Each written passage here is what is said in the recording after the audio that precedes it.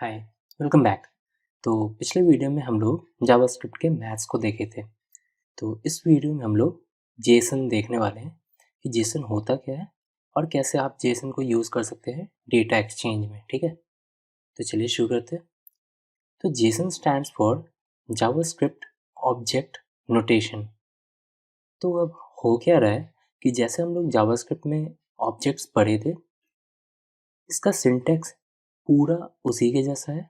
आपको कुछ भी नया सीखने का ज़रूरत नहीं है। बट ये अब इतना ज़्यादा पॉपुलर हो चुका है डेटा एक्सचेंज में कि ऑलमोस्ट मैक्सिमम जितने भी पॉपुलर प्रोग्रामिंग लैंग्वेजेस हैं, चाहे आप पाइथन ले लीजिए, जावास्क्रिप्ट, जावा, फिर पीएचपी, ये सभी प्रोग्रामिंग लैंग्वेज वन वे और द अदर जेसन को कहीं ना कहीं यूज़ करते हैं और उनके पैकेजेस अवेलेबल हैं जिनसे आप जेसन को काम में ले सकते हैं। ठीक है, तो अब होता क्या है कि बहुत ही ईज़िली डेटा एक्सचेंज हो जाता है बिटवीन अ ब्राउज़र और एक सर्वर के, क्योंकि जो डेटा है ना वो टेक्स्ट फॉर्मेट में होता है और जेसन भी एक टेक्स्ट है और हम किसी भी जावास्क्रिप्ट ऑब्जेक्ट को जेसन में कन्वर्ट कर सकते हैं और उस जेसन को सर्वर तक भेज सकते हैं। और जो हमें जेसन मिल रहा है हम उसको भी जावास्क्रिप्ट ऑब्जेक्ट में कन्वर्ट कर सकते हैं और फिर उनसे डेटा को एक्सट्रैक्ट कर सकते हैं। तो चलिए देखते हैं कि कैसे काम करता है। तो सबसे पहले एक ऑब्जेक्ट ले लेते हैं और फिर उस ऑब्जेक्ट को मैं जेसन में कन्वर्ट करके दिखाऊंगा। ठीक है, तो लेट्स सपोज यूज़र। अब यूज़र अगर मैं मान लो कोई डेटा को स्टोर कर रहा हूँ इस तरह से ऑब्जेक्ट में, तो मे बी आपके पास होगा एक फील्ड की नेम। ठीक है, एक तो हो गया मेरा नेम, दूसरा मेरे पास क्या हो सकता है इस बंदे का एज। ठीक है, तो मैं इसको इस तरह से की में डाल दूंगा। अब आप देख रहे होंगे कि मैं क्या कर रहा हूँ कि मैं की को स्ट्रिंग में रख रहा हूँ और वैल्यूज़ को उनके अकॉर्डिंग रख रहा हूँ। ठीक है, तो एक चीज़ है कि ऑब्जेक्ट्स में आपको की को स्ट्रिंग में रखना है नहीं रखना है वो मैटर नहीं करता उतना, लेकिन जब आप जेसन में रख रहे हैं तो आपके की हमेशा स्ट्रिंग होने चाहिए और वैल्यूज़ जावास्क्रिप्ट में जितने वैल्यूज़ डेटा टाइप्स हैं वो सभी को सपोर्ट करते हैं। ठीक है, तो इस तरह से सपोज़ मैंने एज डाल दिया और अगर मैं यहाँ पे इस तरह से डाल देता हूँ सपोज़ हॉबी, और क्योंकि हॉबी मल्टीपल वैल्यूज़ हो सकते हैं तो मैं इस तरह से एरे भी डाल सकता हूँ। Suppose reading then coding. ठीक है, इनके अलावा आप इनमें ऑब्जेक्ट्स भी डाल सकते हैं, कोई भी प्रॉब्लम नहीं होगा आपको। ठीक है, तो अब देखते हैं इनको। अगर मैं, ये तो मेरा ऑब्जेक्ट था, अब इसको जेसन में देखते हैं कि कैसे काम करता है। तो मैं सिर्फ इतने दूर को अगर मैं कॉपी कर लेता हूँ और यहाँ पे मैंने एक फाइल क्रिएट रखा है app.json। यहाँ आप देख सकते हैं कुछ नहीं है, बस एक एम्प्टी कर्ली ब्रैकेट है। ठीक है, मैं उनको हटा देता हूँ और मैं जब इस जो भी मैंने जावास्क्रिप्ट के ऑब्जेक्ट को कॉपी किया था app.js से, ओके, और अगर मैं यहाँ पे इस तरह से पेस्ट कर देता हूँ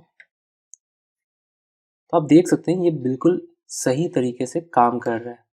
ठीक है, और हाँ, एक चीज़ आपको ध्यान में रखना होता है कि जिस तरह से ऑब्जेक्ट में यहाँ पे आप लास्ट में कॉमा लगा सकते थे, आप जेसन में एट द एंड जो आपका लास्ट लाइन है उसमें आप कॉमा नहीं लगा सकते हैं। ठीक है, तो मैं इस तरह से हटा देता हूँ और अब ये एक परफेक्ट वैलिड जेसन है। ठीक है, अब इसको आप अपने कहीं भी प्रोजेक्ट में यूज़ कर सकते हैं। तो सपोज इस तरह मेरे पास index.html है और मैंने यहाँ पे स्क्रिप्ट को लिंक करके रखा हुआ है। ओके, तो अब app.js में जाता हूँ और इस तरह से let user is equals to, मैं इस तरह से स्ट्रिंग, क्योंकि मेरे को वो एक टेक्स्ट में होगा, मैं इस तरह से डाल देता हूँ और उनको पेस्ट कर देता हूँ। ठीक है, क्योंकि अब ये एक टेक्स्ट है, आप देख सकते हैं कुछ इस तरह से मेरे को स्ट्रिंग मिला है। क्योंकि स्ट्रिंग है मैं इसको एज ए स्ट्रिंग यहाँ पे सेव किया हुआ, क्योंकि हमें जो भी मिलने वाला है डेटा वो इस तरह से ही मिलने वाला है। अब इनमें से हमें डेटा को एक्सट्रैक्ट करना है, क्योंकि डेटा मेरा ये है, ये सब मेरे डेटा है, तो इनको कैसे एक्सट्रैक्ट करेंगे। तो आपको क्या करना होता है कि जब आपके पास कोई भी डेटा आता है ना, तो उनको आप इस तरह से यूज़ कर सकते हैं। Suppose PARSED parsed data is equals to, अब क्या देख सकते हैं यहाँ सजेशन में आ रहा है मेरे पास जेसन डॉट पार्स, और इसके अंदर ये मेरा मैं यूज़र को पास कर देता हूँ। ठीक है, अब देखिए यहाँ पे हो क्या रहा है। जेसन क्लास में एक मेथड है मेरा पार्स, और उसमें मैंने एक प्लेन टेक्स्ट को डाला है, प्लेन टेक्स्ट। ठीक है, उसको ये पार्स कर रहा है। और अब अगर मैं यहाँ पे पार्स्ड डेटा डालूं and let's see unexpected token curly bracket, कहाँ पे कर्ली ब्रैकेट, ओके इसको भी तो हटाना है। तो आप देख सकते हैं एक छोटा सा मिस्टेक था, प्रॉब्लम में डाल दिया था। तो कुछ इस तरह से मेरा डेटा हुआ है, आपको दिख रहा होगा। तो ये बेसिकली हो क्या रहा है ना कि जो भी मैंने इसे एज अ स्ट्रिंग दिया था यहाँ पे, क्योंकि स्ट्रिंग के अंदर तो मेरा ऑब्जेक्ट था, ऑब्जेक्ट नहीं मेरा जेसन था, और जेसन को ये पार्स करके अभी मेरे को जावास्क्रिप्ट के ऑब्जेक्ट्स में कन्वर्ट करके यहाँ पे शो कर रहा है। ठीक है, तो अब मैं चाहूँ तो ईजिली इनमें से वैल्यूज़ को एक्सट्रैक्ट कर सकता हूँ। लेट्स सी, अगर मेरे को नेम चाहिए तो मैं यहाँ पे डाल सकता हूँ dot name and let's see यहाँ पे, तो आपको यहाँ पे प्रतीक दिख रहा है। ठीक है, और अगर मेरे को एज चाहिए तो मैं यहाँ पे डाल दूंगा एज 22। ओके, और यहाँ पे अगर मैं डाल देता हूँ सपोज हॉबी, तो ये मेरे को एरे दे दिया। ठीक है, और अगर मेरे को कोई एक वैल्यू चाहिए तो आप एरे को, आपको पता है कि कैसे एरे को वैल्यूज़ निकालना होता है एरे में से, तो इस तरह से अब मेरे को बस रीडिंग मिलेगा। और अगर मैं इसकी जगह पे 1 डाल दूंगा तो ये मेरे को कोडिंग दे देगा। तो आई होप आपको समझ में आ गया होगा कि किस तरह से आप इन डेटाज को इस तरह से पहले पार्स करेंगे, और फिर पार्स करने के बाद इसको डेटा को उस ऑब्जेक्ट में से डेटा को एक्सट्रैक्ट करेंगे। ठीक है, तो अब मेरे पास तो ये था कि भाई जब डेटा रिसीव हो रहा है, अब अगर मेरे को डेटा सेंड करना है तो सपोज मेरे पास इस तरह से जेसन के जगह पे मेरे पास इस तरह से ऑब्जेक्ट है, एक जेसन ऑब्जेक्ट है। ठीक है, क्योंकि ये तो मेरा एक ऑब्जेक्ट है और मेरे को भेजना एज अ टेक्स्ट है, तो मैं क्या करूँगा, इसके जगह पे मैं कर दूंगा स्ट्रिंगिफाई।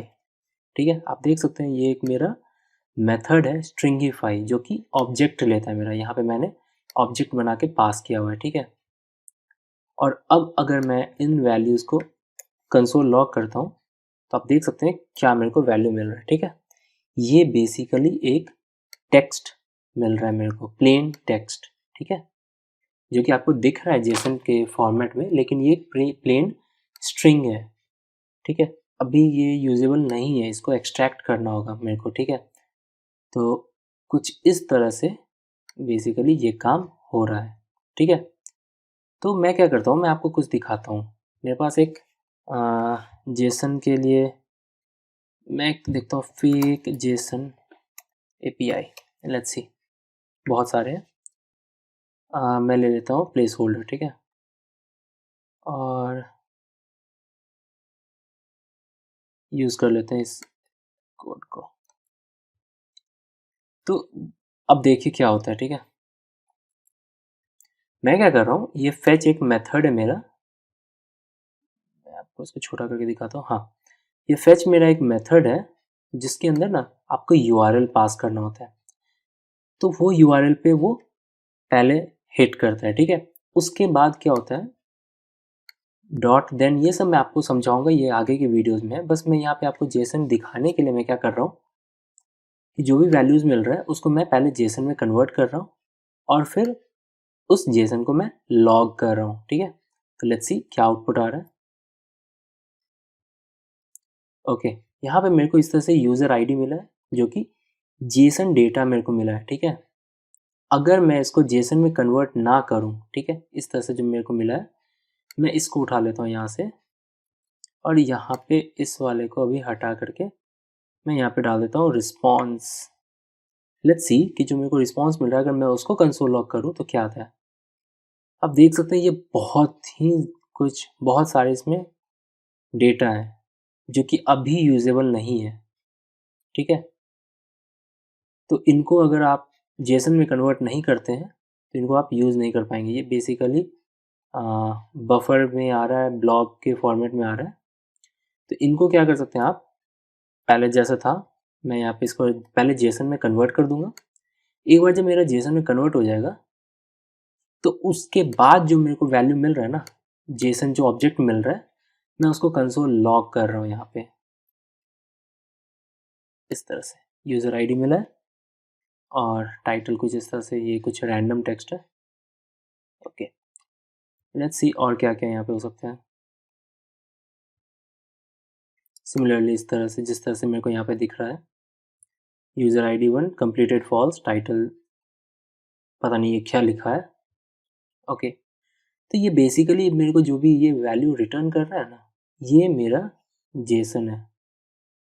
तो आप देख सकते हैं किस तरह से वो डेटा मेरे को जेसन में भेजा है।